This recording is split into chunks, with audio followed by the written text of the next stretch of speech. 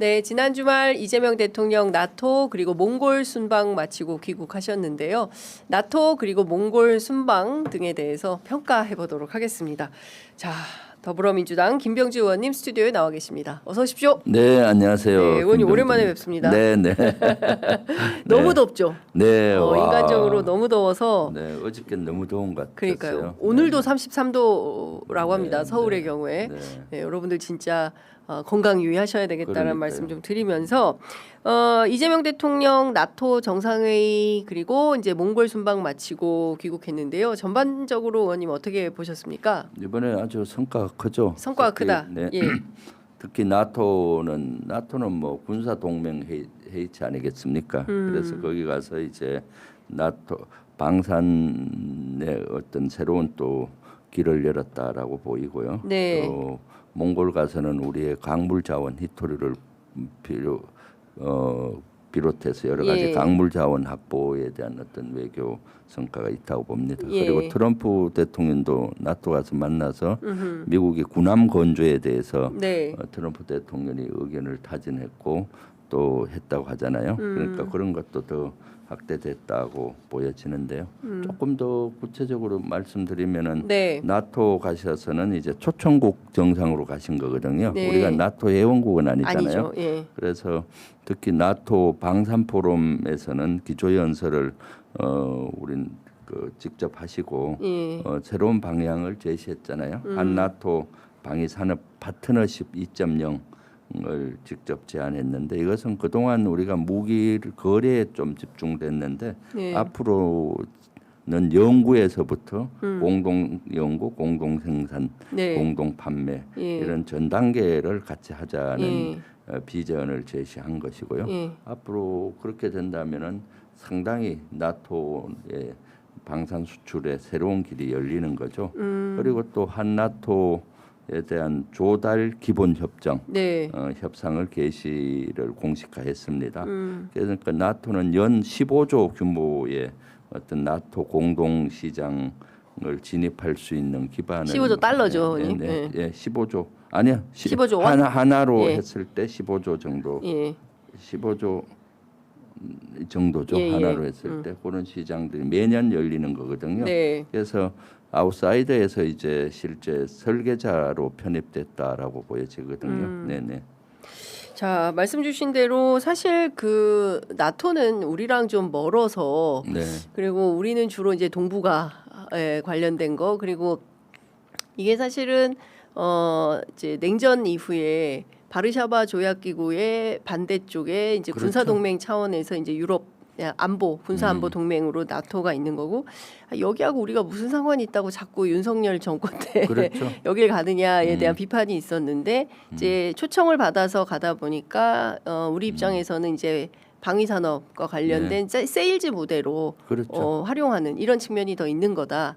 그렇죠. 예. 정확히 말씀하셨는데 나토는 옛날에 구소련에 대항해서 예. 미국과 유럽 여러 나라가 같이 한 군사 동맹체거든요. 네. 그렇기 때문에 그 소련에 대응을 했고 그 이후에 러시아에 대응하는 조직이었는데 예. 지금은 나토는 러시아와 중국까지 견제를 하려고 지금 하고 있어서 예. 우리는 사실 조심스러운 외교가 좀 필요한 거든요. 네네. 왜냐하면 나토와 너무 가까워져도 그러니까요. 또 중국, 러시아로부터 맞아요. 척을 질 수가 있고 예.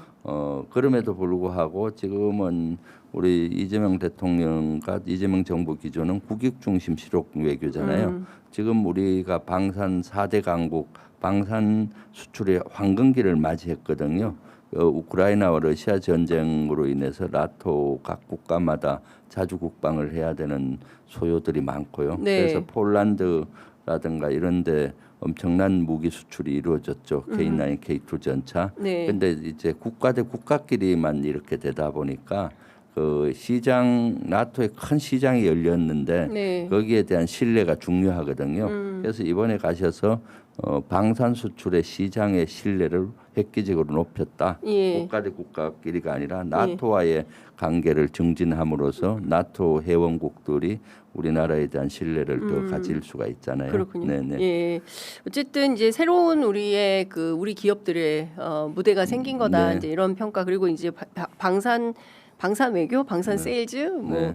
그 김종대 전 의원 같은 경우에는 이렇게 드러내놓고 방산 세일즈를 하는 나라는 없다. 무기 팔고 이런 나라 없다. 이런 말씀도 주시긴 하시는데요. 여하튼 이제 새로운 장이 열렸다. 이렇게 평가를 하도록 하고요. 몽골은 어떻게 보셨어요? 엄청나게 극진한 그렇죠. 대접을 받은 것 같습니다. 뭐 몽골이 아주 그냥 대우를 예. 받으셨죠. 예. 그리고 또 몽골은 사실 전략적으로 중요해요. 우리한테요. 네, 우리한테 중국과 러시아 사이에 있지 않습니까? 예. 그리고 그 나라하고의 우호 관계를 증진하는 게 중요하고 또 무엇보다도 그 광물에 대한 대우기예요. 히토류라든가 그렇죠. 많은 광물들이 예. 있고. 히토류 세계 2위라고 네, 그러더라고요. 네, 네. 예. 그런데 우리가 이제 반도체 지금 활황기를 맞이했잖아요. 네. 뭐 사실 히토류는 어디 안 들어가는 데가 거의 없을 정도거든요. 맞아요. 그렇기 때문에 그런 광물 확보를 위한 그런 외교가 저는 큰 성과라고 보고 있습니다. 네. 네, 네. 어쨌든 앞으로 이제 황금 시대를 열자고 그 몽골 쪽에서 오히려 그 워딩을 제안했다고 하더라고요. 네, 몽골 네. 대통령이 황금 시대. 그렇죠. 그래서 금도 많은가요? 하여튼 새로운 시대를 연다. 그래서 네. 이번에 나토 몽골 외교를 마치고 돌아온 성과에 대해서 저희가 함께 이야기를 나눠봤습니다.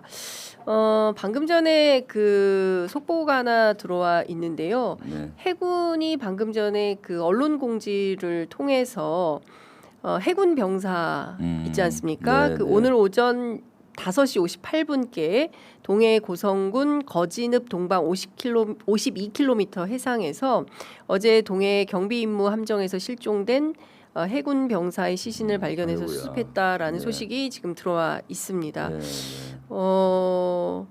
이런 사고, 그러니까 경비 임무 중에 이런 네. 사고가 발생한 건데요. 이 관련해서 군 당국이 어떤 입장을 좀 내놔야 될 것 같은데 의원님 이 사건을 어떻게 보십니까? 우리가 일단 뭐 이렇게 최수근 상병 이후에 이런 우리 장병들의 네. 사망 사고에 대해서는 정말 깊이 네. 있게 들여다보지 않을 수가 없는데요. 너무 의원님 어떻게 보십니까? 안타까운 사고고요. 네. 사실 참 너무나 안타깝네요. 그 해군 병사 같은 경우 실종됐었는데 시신으로 돌아왔네요. 결국 대단히 안타깝고요. 사실 동해에는 파도가 심하고 해서 네. 군함에 타고 있는 경비정이나 각종 군함에 타고 있는 갑판 위에 가면 되게 위험해요, 사실은. 그래서 임무 수행하다가 간혹 실종이 되는 경우도 있고 예. 또 야간에 건물도 쓰잖아요. 예. 그런 때 또 사고가 일어날 수도 있고 다양한 그런 위험 요소가 있는 가운데서 우리 해군들이 건물 서고 있거든요. 네, 네. 아마 사망 원인은 조사를 해봐야 알겠지만은 예. 너무나 안타까운 사고네요. 그래서 일단 고인의 명복을 빌고 또 유가족들이 어떻게 했습니까? 하늘이 무너질 듯한 슬픔에 있는데 안타깝네요. 예. 네네. 제가 앞서 이제 최수근 상병 말씀드렸는데 네. 이 해군 병사가 일병입니다. 일병인데 그 전날 0시에서 2시 사이에 함 내부 순찰을 맡았던 당직자에 의해서 마지막으로 목격이 됐고 그리고 시신 발견 당시 실종 병사는 구명조끼를 착용하지 않은 상태였다라는 네네. 건데요. 네.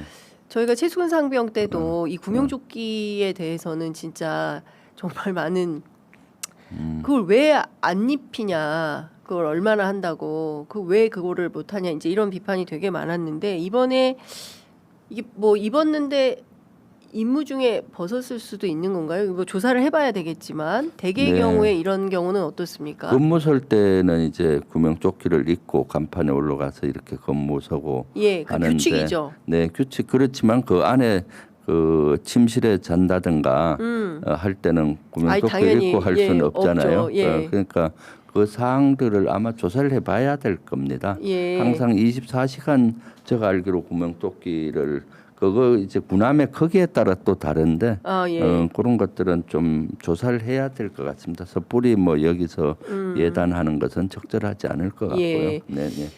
하여간 지금 이 해군 병사와 관련된 여러 가지 지금 뭐 제보 내용들이 기자들의 단톡방을 통해서 상당히 많이 공유가 되고 있는데요. 네. 저희가 관련된 내용 조금 더 추가 취재를 해서 내일 보도해드리도록 그러니까요. 하겠습니다. 이런 왜냐하면 것들은 신중하게 그렇습니다. 네네. 예, 섣부르게 잘못 보도하는 것은 네. 언론의 기능과 역할에 맞지 않다고 생각하기 때문에 상세한 내용을 좀 추가 취재해서 보도해드리도록 하겠습니다.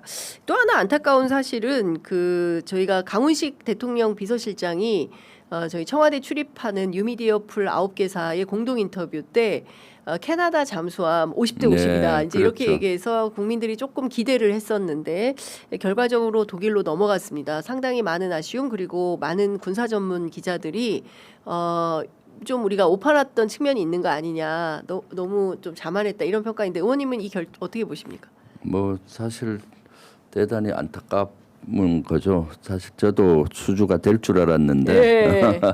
예, 캐나다 60조 규모잖아요. 예. 그래서 사실은 성능이나 품질 또는 가성비 모든 면에서는 우리가 우수했다고 저는 보고 있거든요. 예. 단지 이제 나토 동맹의 벽을 넘지 못했다라고 보고 있습니다. 캐나다는 같은 독일과 나토 국가, 동맹 국가잖아요. 네. 그리고 70년 가까이 비슷한 무기 체계를 운영해 왔어요. 나토 사령부가 있고 나토의 지휘를 받잖아요. 네. 우리가 한미 연합사가 있고 미국과 같이 전쟁하듯이 그렇죠. 예. 그래서 무기 체계의 상호 운용성이나 상호 연동이 미국하고는 우리가 잘 돼 있거든요. 네. 그럼 우리가 미국 무기하고 늘 상호 운용성이나 이런 게 돼 있기 때문에 우리도 대다수 미국의 무기를 그동안 구입을 했어요. 물론 동맹이긴 하지만 왜냐하면 네네네. 다른 나라 무기를 가지고 연동이 잘 안 되는 경우가 있어서 그래서 아마 70년 나토의 동맹 이런 거에서 벽을 넘지 못했다는 생각을 하고 있고요. 캐나다는 원래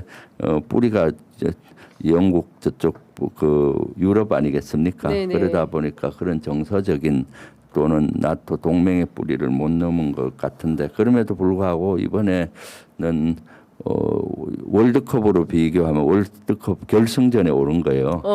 예.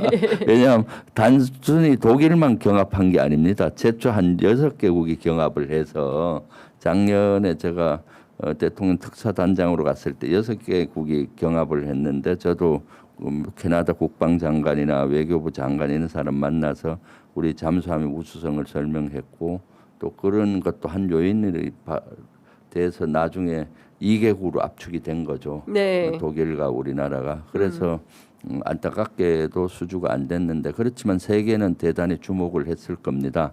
한국 잠수함의 우수성을 많이 알리는 효과는 있었다고 봐요. 그러면 이제 다음번에 네. 이제 다른 나라와의 수출길이 저는 열릴 거라고 좀 보고 있거든요. 전에 K2 전차가 네. 노르웨이에서 경합을 벌였었거든요. 예. 영하 40도에서도 임무 수행이 아주 잘했고 명중률도 높고 해서 그때도 비슷한 상황이었어요. 예. 성능은 훨씬 우수한데 예. 나토의 벽을 그때 못 넘었거든요. 그때도. 그런데 그때 K2 전차의 성능에 유럽 여러 나라들이 되게 관심을 갖고 있었죠. 예. 그런 차제에 러시아와 우크라이나 전쟁이 나면서 폴란드라든가 관심을 갖고 있던 나라가 K2 전차 네. 수주에. 수주를 예. 바로 하게 된 거죠. 예. 그 신뢰를 하고 예. 그때 아마 노르웨이의 그 경합을 하고 그 성능이 알려지지 않았으면은 폴란드가 수주하기가 쉽진 않았을 수 있는데 네. 지금 잠수함도 저는 지금은 수주를 못해서 안타깝지만은 또 이러한 것들이 또 새로운 기회를 가지고 올 것이다 보고 있고요. 네. 이번에 이재명 대통령께서 나토 가셔서 예. 그래서 이번에 그 방산 협력의 큰 틀을 만들었잖아요. 예. 한나토 조달 기본 협정 개시를 시작을 했고 네. 또 한나토 방위산업 파트너십 2.0을 제시했지 않습니까? 이런 것들이 이루어지면은 이제 나토의 벽을 넘을 수가 있겠죠. 예. 그래서 이러한 필요성에 의해서 이재명 대통령께서 그러한 초석을 놓고 계시다라고 보고 있습니다. 예. 근데 캐나다가 더 난리 났다 그래요. 수주 못한 우리가 더 난리가 나야 되는데 예. 왜냐하면은 하나오션이라든가 현대 HD. 차라든가 예. 뭐 여러 현대그룹에서도 그렇고 정부 차원에서도 여러 가지 제시했던 것들이 다 물거품이 됐다는 캐나다 예. 입장에서는 그렇죠. 그래서 일자리 창출도 안 되고 뭐 여러 가지 문제가 있어서 예. 캐나다에서 오히려 국내 여론이 아주 안 좋다고 그래요. 그러니까 이 캐나다 국내 여론은 한국 거를 했어야지 왜 독일 거를 했냐. 네, 그렇죠. 예. 왜냐하면 독일은 잠수함이 실전 배치가 되지 않았어요. 설계도만 있는 상태거든요. 우리는 이미 운용하고 있는 잠수함인데 예. 그러니까 그 낱개를 맞추기도 어렵고 품질도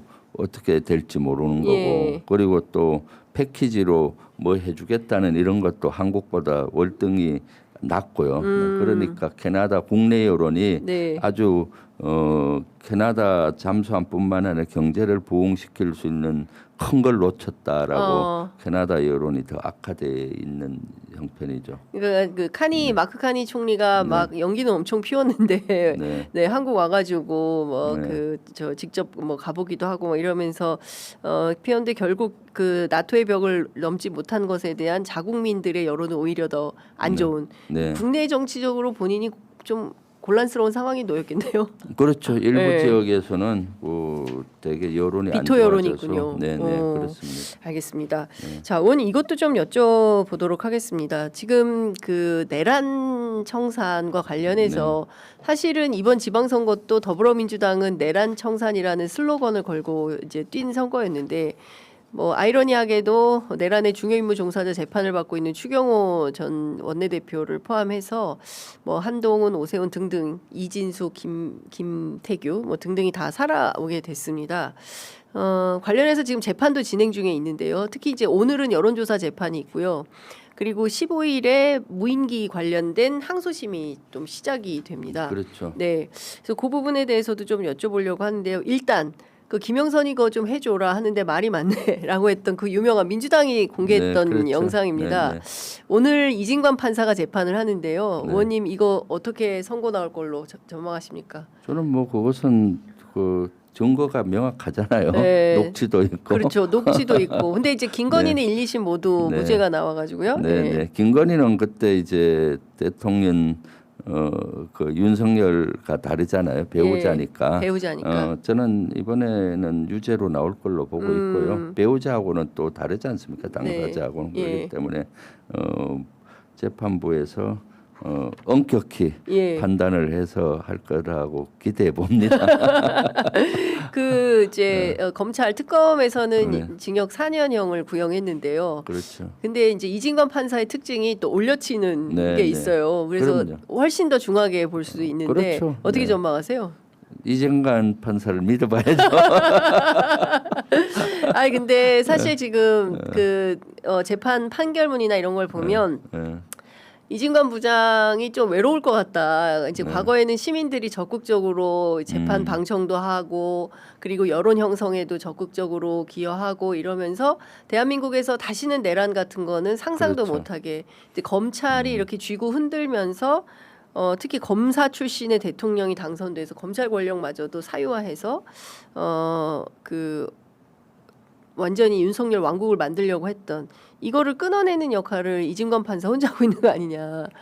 그렇죠. 뭐 이런 비판도 있어요. 일각에는. 그러니까 지금 우리가 여론을 많이 응원하고 해야 됩니다. 이정관 판사에 대해서 사실 제일 선두에 서서 선봉에 서서 실제 그런 것들을 해내고 있는데 거기에 대한 응원들이 좀 많이 필요하다고 봅니다. 그래서 올 장윤선의 취재 편의점에서도 응원하려고 지금 다루신 거 아니에요? 맞아요. 예, 이거 좀 얘기를 해야 언론이 돼. 좀 주목을 좀 너무 안 주목도가 다뤄서 낮고 있거든요. 맞아요. 그래서 지금 그런데 더 관심을 갖고 해야죠. 예. 그러니까요. 과거에 우리가 했던 것들을 꼭 기억하고 역사의 단죄가 필요한 부분들은 단죄를 하고 그럼요. 새로운 역사를 써야 되는데 여기에서 흐지부지 대충 넘어가면 안 하니만 못한 상황이 된다. 네. 그런 관점에서 이 보안 수사권 문제는 어떻게 보세요, 의원님? 최근에 또 다시 또 이게 저는 전면 폐지로 결정이 된 줄 알았더니 네. 또 일부 의원님들이 문제 제기를 하면서 네. 이거 장윤기 사건을 계기로 다시 좀 봐야 된다 이런 비판이 있어서요. 의원님은 개인적으로 어떤 의견이세요? 저는 뭐 폐지해야 된다라고 전면 폐지. 예. 보고 있는데 예. 지금 이거는 공이 국회로 넘어왔잖아요. 그렇습니다. 그래서 지금 지금 지도부 그 한병도 지도부가 지금 이끌고 있잖아요. 네. 이거는 뭐 그 전당대까지 끌 거 없이 바로 저는 이걸 추진해야 된다라고 보고 있습니다. 이소영 의원은 전당대회 이후로 결론을 내자 네. 이렇게 주장을 하는데 이건 뭐 전당대회하고는 별 관련이 없잖아요. 보안 수사권하고 전당대회 무슨 관련이 있어요, 진짜? 그것 좀 그러니까, 여쭤보려고 했어요, 정말. 별 관련이 없으니까 예. 이미 정청래 대표 후보도 그 폐지하겠다고 했고 예. 김민석 대표 후보도 원론적으로 폐지에 찬성한다고. 예. 폐지에 찬성했잖아요. 정부안 안 그러니까, 냈지 않습니까? 네네. 예. 그렇기 때문에 한병도 지금 원내 대표하고 대표 대리를 하고 있으니까 예. 이건 전당대회 이후로 미룰 건 아니라고 봐요. 빨리 하는 것이 오히려 전당대회 도와주는 거고요. 이거 갖고 뭐 해야 되느냐 말아야 되느냐 예. 또 당이 분열되는 모습을 보여서는 안 되잖아요. 예. 그래서 빨리 요것은 좀 조치가 필요하다라고 예. 좀 보고 있고 예. 개인적으로도 지도부에 그런 의견을 낼 예정입니다. 아, 예. 그러니까 좀 빠르게 정리하고 네. 검찰 제 2페이지로 넘어가고 검찰 개혁 그리고 이제 민생 그렇죠. 그렇죠. 지금 해야 될 일들이 현안들이 많은데 네. 계속 여기에 뭐 한이 많이 네. 뭐 1년 내내 이 문제를 가지고 진도를 못 나가고 있어서 이거 네, 빨리 네. 정리하고 매듭 짓고 다음 네. 단계로 나아가자. 그 말씀드리겠습니다. 또 하나는 의원님 아까 말씀드린 대로 무인기와 네, 관련돼서 네, 그렇죠. 네. 이제 항소심이 이제 시작이 되는데요. 그 항소심 재판부에서 원 포인트 또는 투 포인트 요것만큼은 꼭 살펴봐야 된다. 의원님께서 짚어주실 전문가로서 꼭 짚어야 되는 지점이 있다면요. 사실은 무인기는 의원님이 네. 완전 전문가시죠. 그렇죠. 네. 평양 무인기 침투와 그렇습니다. 관련해서 사실은 이것은 계엄의 배경이라고 할 수 있는 거잖아요. 예. 계엄은 지계엄 재판부에서는 뭐 계엄 나기 2-3일 전에 결심했다라고 예. 하는데 그게 아니라 이미 2023년 10월경부터 저는 그 했다는 게 일반론적인 거고 저는 그 윤석열 대통령 되자마자 네. 이미 마음속에 시작이 됐다라고 보고 있는데 이런 계엄의 배경이 얼마나 깊게 이렇게 냈는지를 나타내는 게 평양 무인기 투입 침투에 관계된 거잖아요. 네. 그리고 본인들의 영구 집권이나 장기 집권을 위해서 전쟁까지 불사할 정도로 그렇습니다. 그렇게 엄청난 일을 저질렀잖아요. 예. 다시는 이런 것들이 역사에 반복돼서는 안 되지 않습니까? 예. 그래서 아마 1심에서는 그래도 유죄가 되고 윤석열은 30년, 김용현도 30년 이렇게 났었는데 항소심에서도 그런 걸로 판단을 해야 되고요. 이것은 또 계엄 준비 과정으로 보기 때문에 계엄 우두머리 재판하고도 다 연계되는 문제거든요. 네. 그래서 이것이 항소심에서 유죄로 강하게 그걸 인정을 해야만이 또 우두머리 재판도 그렇고 그리고 국민들 입장에서도 내란 전 과정을 볼 수가 있잖아요. 네. 재판을 그렇죠. 한쪽만 내란 일어난 시점부터 우두머리는 예. 돼서는 안 되고 이미 그 전에 씨를 뿌려놓은 거 아니겠습니까? 네. 내란 비상계엄의 여건을 예. 조성하기 위해서 네. 그런 과정까지 보는 재판이기 때문에 우리가 두 눈 부릅뜨고 항소심 재판을 지켜봐야 된다라고 네. 보고 있습니다. 그러니까 의원님께서 굉장히 중요한 포인트 말씀해 주셨는데 윤석열 공화국 윤석열 왕국을 만들기 위해서 네. 필요하면 북한까지 끌어들여 가지고 그렇죠. 전쟁을 획책해서 나라를 완전히 그냥 그렇죠. 파탄 내려고 했었던 네. 그 범죄에 대해서 그 원초 단초가 되는 게 바로 무인기. 그렇죠. 예, 비상계엄의 네. 배경은 무인기다. 네, 그 예. 방첩 사령관 했던 여인영 여인영. 수첩에도 나오잖아요. 그렇습니다. 1심에서 이것 때문에 여인영이 15년 선고 받았는데 예. 미니멈 안보 위기, 맥시멈 노아의 홍수, 노아의 홍수. 미니멈 안보 위기는 국지전을 의미하거든요. 아, 그 국지전. 국지전 예. 안보 위기가 어떤 예, 뭐, 상황입니까? 그쵸. 예. 전에 연평도 포격 도발 같이 예. 포격이 왔다 갔다 한다든가 그런 것들이 안보 위기 아니겠습니까? 우리가 무인기 평양에 침투시키면 당연히 북한은 군사적인 대응을 할 것이고 또 하다 보면 안보 위기가 되니까 비상계엄의 여건이 만들어지는 거예요. 네. 미니멈이 그거예요. 예, 미니멈. 오, 미니멈이 국지전. 네, 맥시멈은 노아의 홍수. 노아의 홍수는 뭡니까? 온 세상이 다 물바다 정렬. 되는 거 아니겠습니까? 전쟁 상황이 그런 상황이잖아요. 예. 그러니까 전쟁까지도 불사한 것으로 보이는 거죠. 예. 그러니까 참 국군 통수권자와 국방부 장관은 전쟁을 막는 임무가 첫 번째 임무인데 예. 오히려 본인들이 전쟁을 일으켜서 일으켜가지고. 자신들의 야욕을 쟁취하려고 했던 어마무시한 참 나쁜 사람들입니다, 나쁠 의원님. 정도가 아니죠. 이건 천인공노할 예. 사람이고 다시는 이런 씨앗을 제거해야 되기 때문에 예. 진짜로 최고의 형을 내려야 되는 거죠. 단죄하고. 예. 예, 그렇지 않으면은 이 역사가 또 반복될 수 네. 있기 때문에 반드시 이번에 이걸 끊어내야 되는데 그러려면 이 검찰의 무도한 행각에 대해서 그냥 하면 안 될 것 같은데 하여간 걱정입니다. 네. 그리고 또 제가 의원님께 여쭙고 아이고 벌써 10시가 다 됐네. 그 김태효 네네. 김태효 전 안보실 1차장이 구속이 됐습니다. 사실 CIA에 그 계엄 정당화 메시지를 그렇죠. 보냈다라는 건데요. 네. 그것뿐일까요? 김태효 구속이 갖는 여러 가지 의미가 있을 것 그렇죠. 같습니다. 김태호가 그냥 빠져나갔잖아요, 모든 거를. 네. 그래서 사실은 윤석열 정권에서 김태호가 안보의 가장 핵심 역할을 예. 했고 안보를 망치는 저는 핵심 인물이라고 보고 있었는데 요리조리 다 빠져나가고 네. 했거든요. 비상계엄도 본인이 막 빠져나갔는데 결국 하나의 덜미가 한 것이 미국이라든가 일본, 영국 등 뭐 이런 여러 기관에 계엄을 옹호하는 이런 메시지를 보낸 거 아니에요? 정당화하는. 네. 그런데 이것이 윤석열 지시에 의해서 했다는 거 윤석열이가 이실 짓고 한 거 아니에요? 그렇죠. 계엄 선포 예. 30분 뒤에 예. 뭐 저 김태호하고 해서 영어 잘하니까 미국에 메시지 맞아요. 보내라 했다고. 예. 그래서 지금 했는데 사실은 국가 안보 채널조차도 내란의 도구로 썼던 걸로 보여지고요. 네. 저는 김태호는 이거 하나만이 아니라고 봅니다. 예. 내란 준비 과정에서도 관여가 됐다라고 저는 보고 있고요. 예전에 왜 HID 부대 방문해서 맞아요. 예. 한 것도 있고 너무 이상하죠, 이것도. 안보실의 그 TF HID 요원이라든가 국정원 요원들로 한 TF를 구성을 해서 대통령 직보라인 조직을 만들었고 그것을 김태호가 중간에서 보고받고 했다는 정황들도 많았잖아요. 예. 그런 것도 아마 12.3 비상계엄과 저는 관련이 있다라고 보고 있고요. 또 서해 공무원 피격 사건 네. 문재인 정부 죽이기에 제일 선봉에 선 예. 사람이 저는 김태호라고 보고 있거든요. 예. 팩트는 그대로인데 그 당시 관여됐던 사람 다 죽이기 위해서 그 안보실에서 관련 기관 회의를 주도하고 지시하고 했던 건데 이런 것도 다 수사가 돼야 된다고 봐요. 그래서 이런 모든 걸 단죄해야 되겠죠. 네.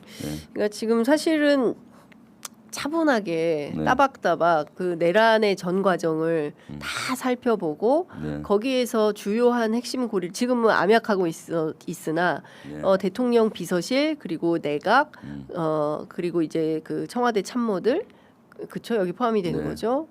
그리고 이제 군, 경찰, 국정원 뭐 이런 데까지 다 동원해서 이 내란의 기획자와 내란의 규모가 어느 정도였는지에 대한 전모를 파악하는 게 굉장히 중요한 상황인데 그에 대해서는 좀 여전히 미진한 상황이어서 그렇죠. 의원님 같은 분의 역할이 되게 중요할 것 같습니다. 맞아요. 새롭게 지금 밝혀내는 것도 있어야 맞아요. 되고요. 대통령실이 거의 빠져나가 버렸잖아요. 그렇습니다. 김태호를 비롯해서 예. 이번에 겨우 여기에 지금 구속되긴 했지만 예. 뭐 대법원도 그 빠져나가고 예. 뭐 등등 진짜로 내란의 요소에서 다 관여됐을 걸로 보이는데 그러니까요. 국민의힘도 그렇고요. 이런 것도 지금 수사가 미진하잖아요. 네. 그래서 이런 전체적인 수사를 이제 얼마 안 남았어요. 예. 종합특검이 잘 해야 되는 것 예. 같은데 기간 연장 관련해서는 어떻게? 기간 연장은 한 번 했잖아요. 예. 그래서 또 할지는 좀 더 두고 봐야 되겠지만 아하. 어쨌거나 연장한다 해도 계속 예. 하긴 어렵잖아요. 예. 그러니까 시간이 많지는 않다고 보여져요. 그래서 이런 종합적인 것들을 수사를 해서 명명백백히 밝혀야 될 것 같은데 그런 것들이 좀 의문이죠. 네. 사실은 이런 거 해야 되는데 지금 전당대회 하느라고 네. 너무 좀 날선 상호 비방이 있어서 네. 저희는 조금 좀 그렇더라고요. 아, 예. 그래서 제가 계속 이거 내란 예. 청산을 위해서 계속 노력 중에 있습니다. 예. 계속 모니터링하면서 당에서도 예. 제가 사실 내란 청산 어떻게든 예. 당에서 김병주가 끝까지 한다. 네, 네, 네. 아, 알겠습니다. 그 의원님과 함께 저희도 끝까지 내란 청산의 길 가겠습니다. 네, 네. 네, 오늘 말씀 잘 들었습니다. 고맙습니다. 네, 감사합니다.